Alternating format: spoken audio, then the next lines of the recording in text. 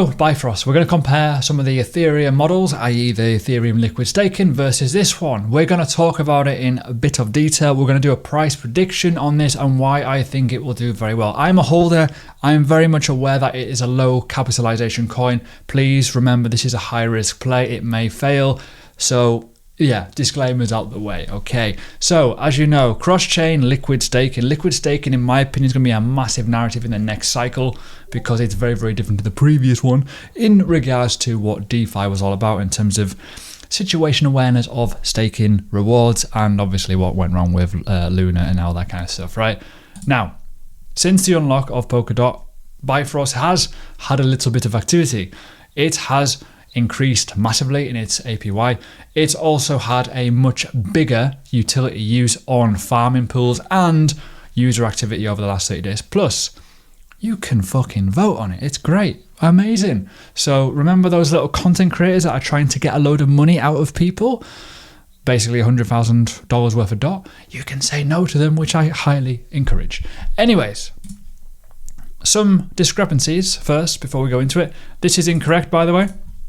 On CoinMarketCap, I will explain in a second what the actual one is, which is currently 30.3 million circulating supply. So there's a bit of an offie. So it isn't quite 5 million market cap. It's a little bit higher than that. So bear that in mind. Okay, so let's look at something that's very obvious first before we go into it fully, is the fact that their platform is pretty neat and tidy, right? 46 million TVL. Considering the fact that that is a TVL and the market capitalization is much lower, they would probably argue that it is probably undervalued. Just going to put that point out there. You can stake multiple things on here. You can stake obviously Polkadot, you can stake Ethereum, Filecoin, Moonbeam, and A-Star. Okay, very, very nice. All the news is all here. The assets in your wallet can be all here. Obviously the auctions, because it is on 2. It's going to be interesting. It will eventually move all over to Polkadot, right? In terms of their roadmap, a lot's happening. And you can see here, Q3, there's a lot of completions, but there's also a lot in progress still. Obviously, this, in terms of situations, some are happening here. Tokenomics 2.0, in line with Polkadot. You've got Cosmos bridges, you've got Ethereum bridge via the Bridge Hub. You've got Parallel Network, you've got Cosmos as well, and Substrate account abstraction. There's a lot happening, right? So it's not just a product for the now, it's a product for the future, which has already had a lot of green ticks, which is great to see. So in this video, we're not going to look too much at this because it's very, very, in my opinion, subjective because of the release of a parachain in terms of when it came out. It's not going to give us much price data. But what we are going to look at is something pretty obvious. Is actually we're going to compare it to the likes of Lido. We're going to compare it to the likes of Rocket Pool. Now, just to put that point out there, that is crazy valuations, 1.8 billion. But we've got to look at the valuation of what's in Ethereum right now. The liquid stake inside of Ethereum is pretty damn big, which is huge, right? So we've got to think, well, what can happen here with a cross chain? What can happen here with multiple chains and parachains, or what you want to call them in the future, working on this where you can just literally press a button, liquid stake, and off we go. It's got a lot of potential. And I know I keep saying this, but yes, it could go wrong, but the potential is there. And when we look at something that have a narrative, liquid staking could be a massive narrative in a bull cycle like the previous one, because it's very, very easy to put up your money and make some monies on it, and it is liquid. Whereas last time, as we know, there was no such thing as liquid staking last time, was there? No, there wasn't. It's a new thing. So what is Lido? Lido is essentially the Ethereum version, but just on Ethereum. As you can imagine, this did have more networks. It no longer has said networks because Solana no longer has it. There was Polkadot on this, no longer has it, and Kusama. It's only Polygon and Ethereum, so you're pretty much underwater there. Now, that number is astronomical, right? You can see that, it's big.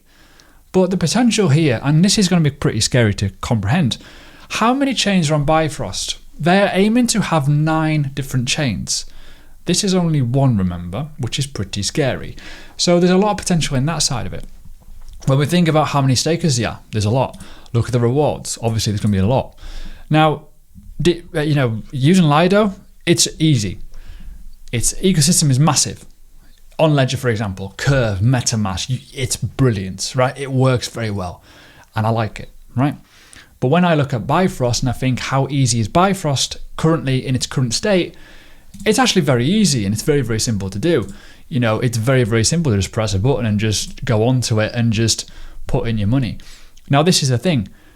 These stats, very, very low, and you can see how it kind of works. The raindrop is some element which is happening right now, but it's not going to be around forever. The reality is, though, this is what you can see over time, you know, what it's achieving, which is very, very similar to the normal rate of what you get with Polkadot staking, right? But this just allows it to be a bit more easy, just a bit more simple, because you can put this in the likes of, you know, a decentralized wallet. You know, you can just use JS Polkadot, and it does it. And you're decentralized, you are in the market, you are in your self-custody realm, and you just press a button. You don't have to go through all the complicated stuff in terms of some issues that you may get with Polkadot staking itself, which is obviously lockups and all that kind of stuff, right? So it's very, very interesting. Obviously, the governance. Now, I mentioned it before. I don't want to, you know, go on about it, but there's some things I really freaking disagree with. I like the idea of the obvious, that is decentralization. We can vote and stuff, but there's some stuff on here that is absolutely freaking shite, and I hate it. Let me show you the one that I really dislike. 213, this one. This one's created the most when it loads. Come on, load. There it is. This one creates the most amount of issues, in my opinion. And yes, what happens here when you're staking or when you're, you know, holding an asset, you can vote. And you can put a multiple on it and it will lock it. If it is actually staked, you still get your staking reward, you just can't sell it, right? So obviously here you got your little, you know, you can add your multiplier on it, giving it a more of a lockup, okay? So it kind of makes more sense. But yeah, this one's ridiculous. I'm not going to go too deep. Anyways, when we talk about other ones, and as I say about this, we've also got Rocket Pool, another side of it. You can see here there's a decent chunk staked amount of node operators, and it's very, very simple. The rewards are a little bit different here because you can run stakes, orders, run a node, sorry. That's obviously different. You need to have a decent chunk. This is only 8 though, because it's split. However, when you're staking it, again, you can see the APR here on Ethereum. And again, you know, all the security side of it. How does it all work? It's very, very similar. Right? But when we talk about price analysis and we talk about where this can go, well, as I've alluded to, the amount in Bifrost is tiny compared to these, and the narrative hasn't really started yet. But that is Lido. 355x potentially in terms of price. Now, again, we need to edit this to the current situation of the circulating supply, which is roughly around 30.1 or 30.3, million at the minute. If I can move it, there we go. So it changes the goalpost a little bit.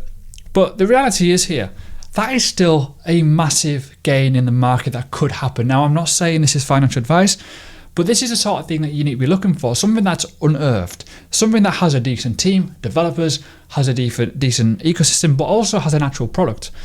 This has a physical product, which to some people, it's like, okay, cool.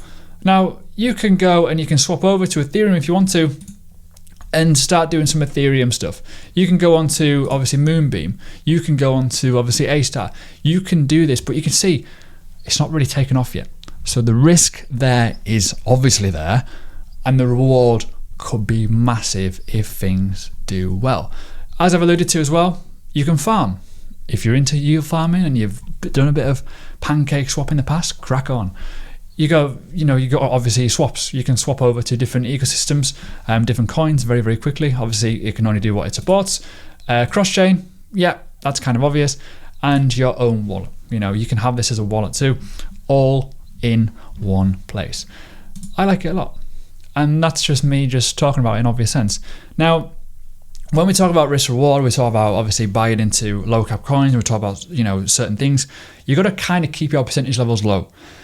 I've said this before, my Patreon, 3% is what I'm willing to risk on this, and I do have that. I have 3% in this, and I'm pretty happy with my price that I bought in at.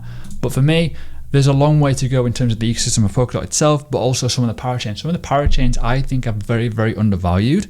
They've got a decent use case. They've actually got an actual working product, but they've not really gone out there yet because they've been slaughtered with price due to their release. And I do think, as I've said this before, the fundamental methodology of the crowd loans doesn't work. And I think Polkadot 2.0 will massively, massively change that. for me personally, how it will work. But going back to Lido, going back to the fact of how much of a pie bite do you think the likes of Bifrost and other ecosystems in liquid staking and across other ecosystems will take into this? For me, staking Ethereum isn't really that luxurious. It isn't. It's like 3-4%. It's not much. Some other ecosystems have it much higher.